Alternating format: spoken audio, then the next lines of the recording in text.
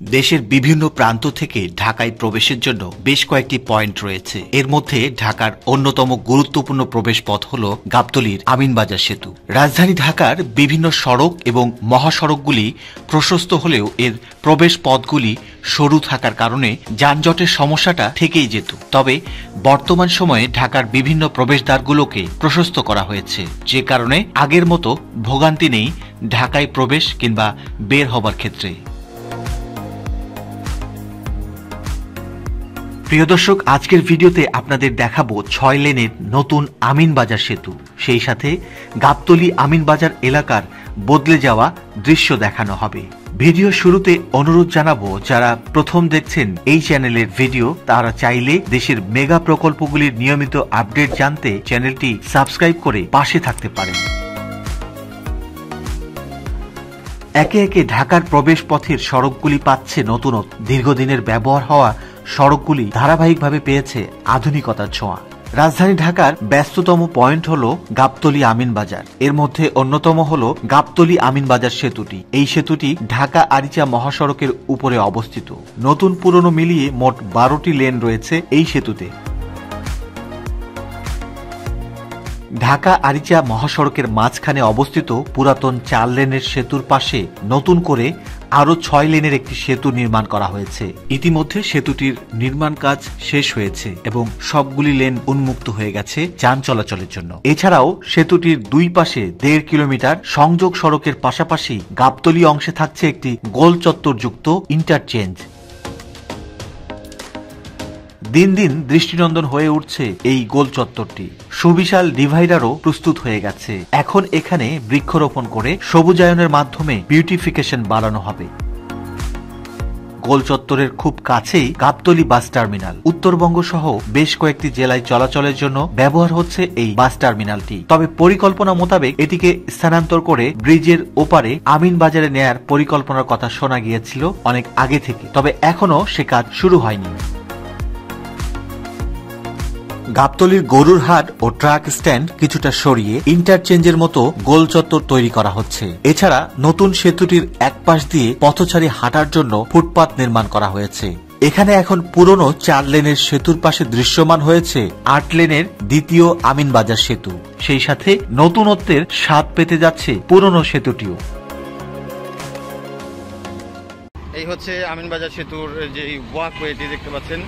এদিকে মূলত পথচারীরা যাবে এবং এর পাশে স্টেইনলেস স্টিলের যে রেলিংটি আছে এটি বসে গেছে এবং এ পাশেও একটি দৃষ্টিনন্দন রেলিং বসানো হয়েছে এবং রঙও করা হয়েছে অনেকটা।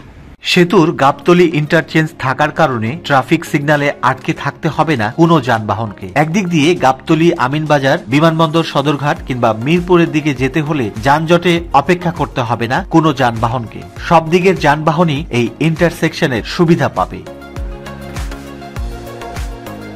ইতিমধ্যে মোহাম্মদপুর বেড়িবাঁধের দিক থেকে আসা যানবাহনগুলি সিগন্যাল কিংবা যানজটের ভোগান্তি থেকে রেহাই পেয়েছে। খুব স্বাচ্ছন্দ্যে আমিনবাজার ব্রিজের নিচ দিয়ে ইউটার্ন নিয়ে মিরপুর বেড়িবাঁধ দিয়ে আশুলিয়া কিংবা আব্দুল্লাহপুর টঙ্গীর দিকে চলে যেতে পারছে। গাবতলী গোল চত্বর থেকে এদিকে এসে মোহাম্মদপুর বেড়িবাঁধ হয়ে যে সড়কটি এসেছে সেটি মূলত এই ব্রিজের নিচ দিক দিয়ে এখানে ইউটার্ন নিয়ে তারা লেন চেঞ্জ করতে পারে এবং এদিক দিয়ে মিরপুর বেড়িবাঁধ এই পাশে চলে গেছে। এদিক দিয়ে আসা যানবাহনগুলিও ব্রিজের নিচ দিয়ে সহজেই জ্যাম ছাড়া যাতায়াত করতে পারছে। খুব অল্প সময়ে ইউটার্ন নিয়ে মোহাম্মদপুর বেড়িবাঁধ হয়ে পুরান ঢাকা সদরঘাটের দিকে চলে যেতে পারছে। এই সড়কটি বর্তমানে 2 লেনের, তবে এটিকে প্রশস্ত করার পরিকল্পনা রয়েছে। এমনিতেই গাবতলী আমিনবাজার এলাকা ঘিরে সরকারের ব্যাপক উন্নয়ন পরিকল্পনা আছে, যার কিছু কিছু বাস্তবায়ন হতে চলেছে। এই সড়কটি খুবই গুরুত্বপূর্ণ ঢাকায় প্রবেশ ও বের হবার জন্য। তাই তো দূরপাল্লার যানবাহনের চলাচলের জন্য 4 লেন আলাদা করে দেয়া হয়েছে ডিভাইডার দিয়ে, আর লোকাল ও ধীরগতির যানবাহনগুলির জন্য দুই পাশে রাখা হয়েছে আলাদা সার্ভিস লেন। ইতিমধ্যে ব্রিজের সবকটি লেন দিয়ে যান চলাচল করছে। ডিভাইডারগুলিকে সুন্দরভাবে রং করা হয়েছে, দেখতে বিদেশের রাস্তার মতো একটা ফিল পাওয়া যায়। সেতুর সাথে যোগ হচ্ছে ড্রেনেজ ব্যবস্থাও। পুরনো সেতু এবং নতুন সেতুর বাম পাশের অংশকে রাখা হয়েছে লোকাল ও ধীরগতির যানবাহনের জন্য। নতুন সেতুর মাঝের 2 লেনকে রাখা হয়েছে দূরপাল্লার যানবাহনগুলির জন্য। আমিনবাজার সেতু নির্মাণ হয়েছে তুরাগ নদীর উপর। এই নদী দিয়ে ছোট বড় পণ্যবাহী নৌযান চলাচল করে থাকে।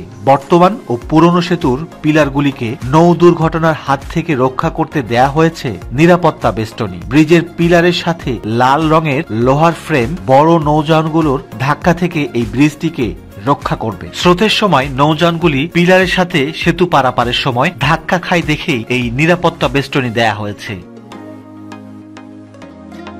ব্রিজটি বড় হলেও আর্চটি বড্ড বেমানান হয়েছে। হাতির ঝিলের ব্রিজ কিংবা বর্তমানে নির্মাণাধীন মাদানী এভিনিউয়ের বালু নদীর উপর নির্মিত ব্রিজের আর্চের আদলে নির্মাণ করলে এটি আরো দৃষ্টিনন্দন করা যেত।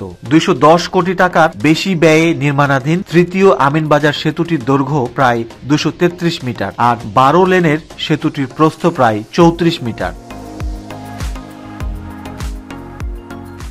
সামনে দুই পাশে দুটি আর্চ লাগানো হয়েছে। একটি নতুন সেতুকে সংযোগ করেছে, আর একটি অংশ পুরনো সেতুর দিকে এই আর্চটিকে বসানো হয়েছে। এবং আমরা একবারে আমিনবাজার প্রান্তের দিকে চলে এসেছি। এই আমিনবাজার যে নতুন সেতুটি আছে, গাবতলী ব্রিজ পার হয়ে এখন আছি আমিনবাজারের দিকে। আমিনবাজার প্রান্তে ব্রিজের নিচ দিয়ে লোকাল যানবাহন অর্থাৎ ছোট যানবাহনগুলি পারাপারের জন্য একটি ওভারপাস ব্যবহার করতে পারেন।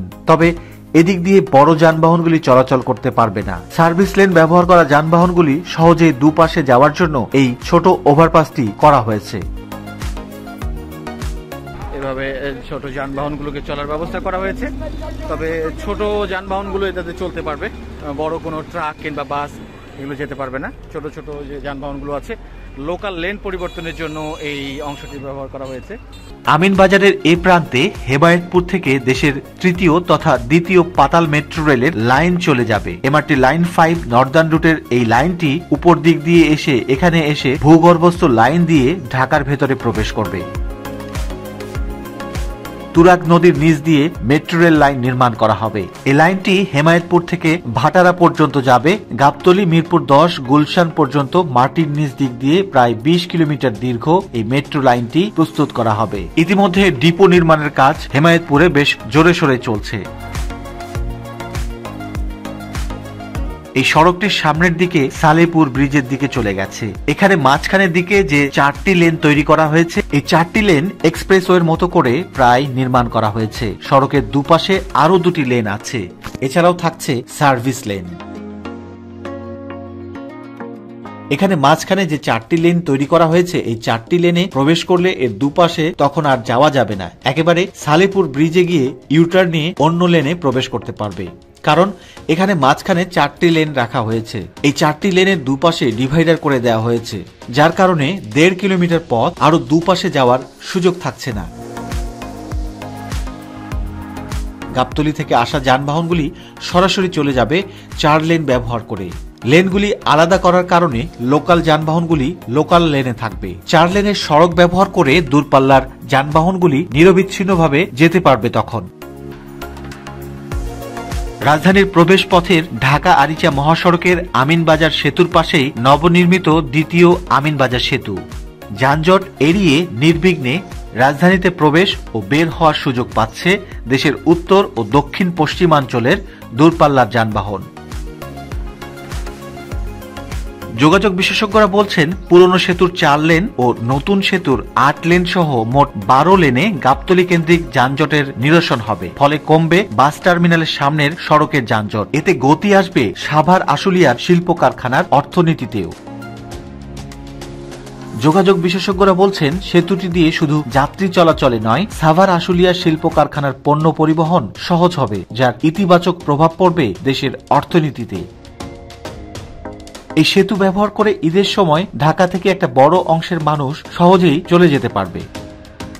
প্রিয় দর্শক, আমিনবাজার সেতু নিয়ে আজকের ভিডিও এতক্ষণ দেখার জন্য ধন্যবাদ। আজকের ভিডিও এখানেই শেষ করছি। সবাই ভালো থাকবেন। আল্লাহ হাফেজ।